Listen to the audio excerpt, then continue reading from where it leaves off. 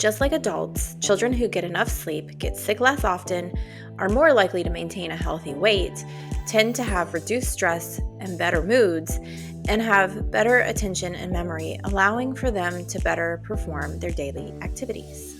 It is also important to recognize that just like starting the patterns of a healthy, well-balanced diet early in life can reduce a child's risk for many chronic conditions such as type 2 diabetes, heart disease, and high blood pressure, getting adequate sleep daily also reduces risks for these same chronic conditions. In addition, when it comes to teens, we should not underestimate the public safety risk posed when a sleep-deprived teen gets behind the wheel of a motor vehicle. According to the American Academy of Sleep Medicine, there are an estimated 6,000 or more fatal crashes related to drowsy driving each year in the U.S. The National Safety Council estimates that of these 6,000 plus fatal crashes, 50% of the drivers are under the age of 25. The risks of drowsy driving are posed to the teen driving, any passengers with them, others in motor vehicles on the road, and even pedestrians. Let's get real about some statistics. The National Survey of Children's Health from 2020 to 2021 revealed that the overall national percentage of children 4 months to 14 years getting insufficient sleep daily is 35%. The state of Georgia is among the highest percentages in the nation at 41.1%. According to the CDC's 2021 National Youth Risk Behavioral Survey, overall national insufficient sleep among high school students is at 77.3%, with Georgia falling at 75.6%. These numbers are highly concerning when we consider the profound impact this could have on the health of our children as they become adults. All we have considered in parts 1 through 3 of this sleep series are also realities for our kids. It is imperative that we take seriously our role in fostering healthy sleep habits in our children. The daily recommendations for sleep in kids is as follows. Newborns, classified as 0 to 3 months, need 14 to 17 hours of sleep each day. Infants between 4 and 12 months need 12 to 16 hours, including naps. 1 to 2-year-olds or toddlers need 11 to 14 hours, including naps. Preschoolers, or between 3 and 5 years of age, need 10 to 13 hours, including naps. 6 to 12-year-olds need 9 to 12 hours of sleep each night, and teens between the ages of 13 and 17 need 8 to 10 hours of sleep nightly. How do we promote good quality and quantity sleep in our kids? In reality, it's many of the things we have already talked about for adults in the earlier parts of this series. Most importantly, kids learn from adults in their lives. If you prioritize your sleep hygiene, they will learn from you as you model healthy behaviors that promote adequate sleep. The most important basic habits to focus on include schedule and routine, bedroom environment, boundaries with electronics, meal times and meal sizes, limit caffeine, exercise and diet, and mindfulness. Schedule and routine helps kids go to bed and get up at the same time every day. Creating a routine will communicate to your child's body and mind that it's time to settle down and prepare for sleep. This can include things you do as an entire family and be things that are specific to each person in the family. For example, making the decision as a family that all screens are turned off an hour to 30 minutes before bedtime is something helpful to the whole family. Some kids find a warm bath is calming and helps prepare them for rest. Others may benefit from a warm glass of milk. Many enjoy having a book read to them. Setting a bedtime encourages the natural rhythms you and your kids need to make it easier to fall asleep each night. It's important to choose times that can stay consistent throughout the year. Consider what summertime looks like for your family versus the school year. Is your child involved in sports and other activities that can go into the evening hours?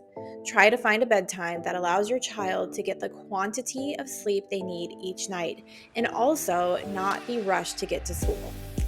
Notably, this can be a challenge. If you are finding it challenging or even impossible to stick to the same schedule during the summer that you do during the school year, it might be helpful to apply similar strategies to get back on the school year sleep schedule that you would implement if you were dealing with jet lag. You can check part 3 of this sleep series for those details. When it comes to the bedroom environment, think about what will promote sleep and remove distractions. Keep your child's bedroom quiet, relaxing, and at a cool temperature. It can also be helpful to consider soothing smells. Some kids find lavender soothing, while others may not find it helpful. Think through carefully and remove any toys, electronics, pets, or anything else that will hinder your child from getting to sleep or staying asleep. Don't underestimate how much boundaries with electronics is important for your child's sleep. Aim to turn off electronic devices at least 30 minutes before bedtime.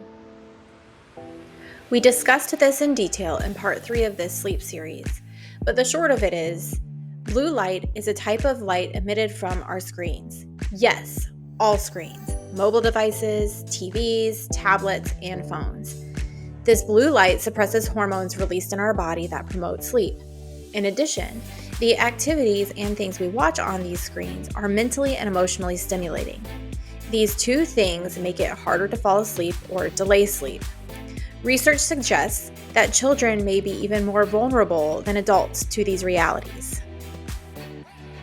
In regard to the content we might watch on screens, it is important to remember that children are even more sensitive than adults to scary or violent content they might be exposed to. This is true whether it's TV, reels, video games, or anything else that's violent or scary. It is more challenging and complicated for children to work through their thoughts and emotions about this type of content.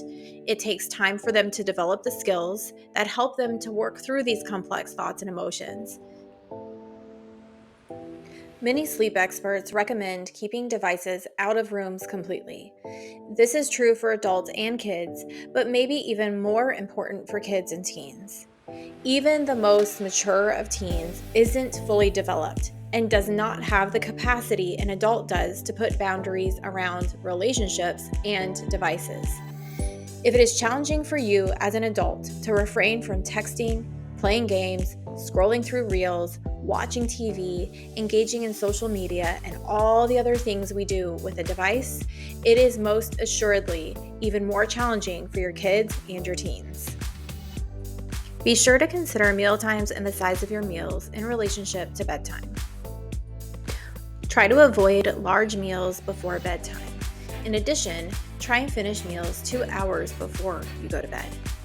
This still leaves room for a small bedtime snack if needed. Avoid caffeine in the afternoon or evening. Caffeine has a more profound impact on smaller bodies. Remember, most sodas have caffeine and it can vary depending on which soda you choose. Even chocolate has some caffeine. So the best rule of thumb for children is to not allow them to consume things with caffeine within the 6 hours leading up to bedtime. Make sure your kids get enough physical activity and maintain a well-balanced, healthy diet. Physical activity is proven to help anyone fall asleep faster and stay asleep. Children need about an hour of physical activity each day. The key is to make sure the physical activity isn't too intense the 2 hours leading up to bedtime. If you have a child who really likes to move and has a hard time winding down, you may want to try gentle yoga or a bedtime yoga routine an hour before bed. It still allows your child to move and get some wiggles out, but encourages your child to do it at a slower pace. Just like with adults, kids may find mindfulness exercises helpful. Kids can sometimes have worries and anxieties for a variety of reasons, and these things can make it hard to fall asleep and stay asleep. The earlier in life you can help your child to manage concerns can really help them in their teens and adulthood. Try encouraging journaling. This can be used to get their anxious thoughts out. For some kids, it might be more helpful to try journaling prompts that focus your child's thoughts away from what is causing anxious thoughts. This might look like listing things they are thankful for, or writing down what a relaxing vacation might look like to them. If your child is very young, you might consider encouraging them to draw a picture instead of writing thoughts. Mindfulness exercises like body scans or meditation decrease stress hormones and focus on breathing techniques, body awareness, and guided imagery. It can also be a family activity. The reality is, even when we have all the good habits and solutions in place for our kids, they can still have trouble sleeping just like we do as adults. So, when should you have a conversation with your child's doctor?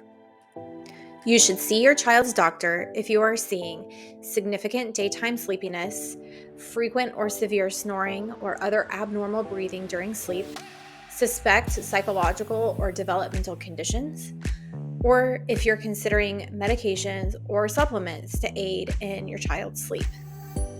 If you start noticing these issues, it is a good idea to start documenting your observations about your child's bedtimes, nap times, sleep length, activities, and even dietary information.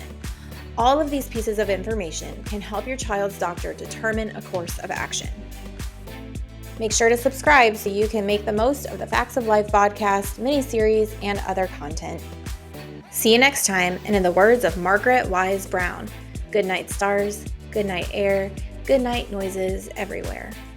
The Facts of Life is a program by the University of Georgia Extension, an equal opportunity affirmative action veteran disability institution. Research-based resources referenced in and related to this episode of Facts of Life can be found in the episode notes and description information. The views and thoughts expressed in this video podcast are the speaker's own and do not necessarily represent the views, thoughts, and opinions of the University of Georgia or the guest organizations and/or employers.